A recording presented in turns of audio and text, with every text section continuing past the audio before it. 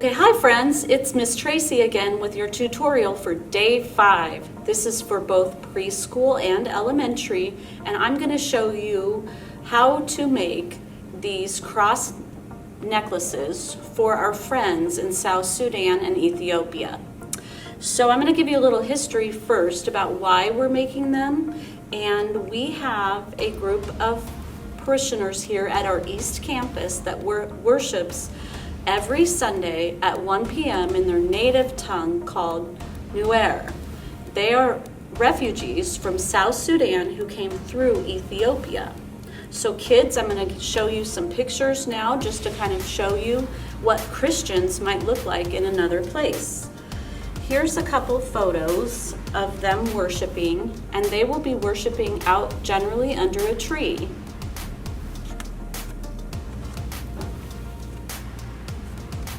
Just because you worship differently doesn't mean that you worship a different God or a different Jesus. So all of these people are Christians trying to make it in a land where they've had to flee to be safe. Here's a picture of Jordan Long, who is the president of the Lutheran Churches of South Sudan.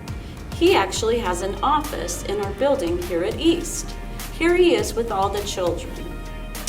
A sad problem in Ethiopia is that there's 19,000 orphans. An orphan is a person who has lost their mom and their dad. I would like to have us share the love of Christ with these children by making them a necklace to send. So we will be doing necklaces to give and a necklace to keep. The necklace I'm wearing represents their flag. This would be like us wearing red, white, and blue. Red, white, and blue reminds us of our flag of the United States. This is like their flag. Here is their flag. I will now show you how to make the necklaces. If you have a preschooler, I recommend taping one end of the string onto the table. Then you can have them string it any way they desire, but you can divide it out by the first half and then the cross and then the second half. So once you have strung all your beads on, and again, if this is for your necklace, you string them any way you'd like. You will receive about 20 beads. For time's sake, I'm just going to do part of these. So I've done the first half of my pattern, the cross, and then I'll do the second half of the pattern. When I have this ready to go, I'm going to show you a very special way to tie it so that you can adjust it. Okay. Yep, be careful when you take it off, you get it all slid down. Mom and Dad, we don't want tears when you take it off. So in order to tie this so that they adjust, I'm going to show you with my arms first. We're going to imagine these are the ends of the strings. Take the strings and you're going to cross them like this, tie a knot here and tie a knot here.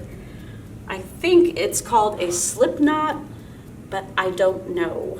I was never a Boy Scout or a Girl Scout. So you're going to wrap that end around your long string, and it goes around and makes that little circle, and then the bunny goes around that circle and up through the hole. And then you tighten it. And then, if you do it right, this will slide. And I'll show you why that's important. And you want to tie it towards the end. You don't want too much sticking out as your end. These will come in a kit, and they will be all different colors. So you're just going to pick out the one you'd like to keep and then give the rest away. So if you can see that, I'm going to wrap that end around this long loop.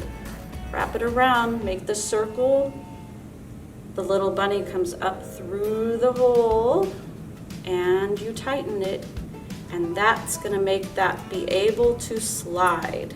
So the reason why that's important is because now I can make that as long as I want, and I can, it's hard to put on over my hat, but I can put that over my neck, and if I'm a bigger kid, it's going to fit all sizes. And then these little knots, you just grab a hold of them and slide them. See, I can shorten it if I was little. The next thing you could do if you're giving this necklace away is you could help me out by taking it like this and wrapping it around.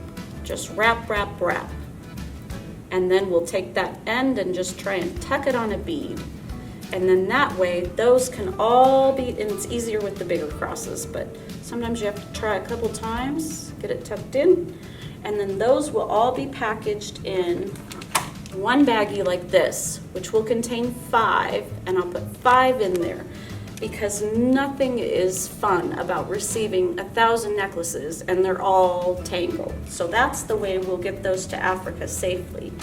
Some of the kits involve those colors I was talking about, which is what I'm wearing, and this is the order they should kind of go in. I will give you a picture of their flag so you can follow that, but basically you'll receive the colors of their flag. So yes, so that's what those are about, and I believe we've already done about 2,000 in the VBSs over the year, past years, and I believe this year we're aiming at 500. So I would love this opportunity for you to be part of this mission of the church, which is to serve some of these other children. But please keep the one you want.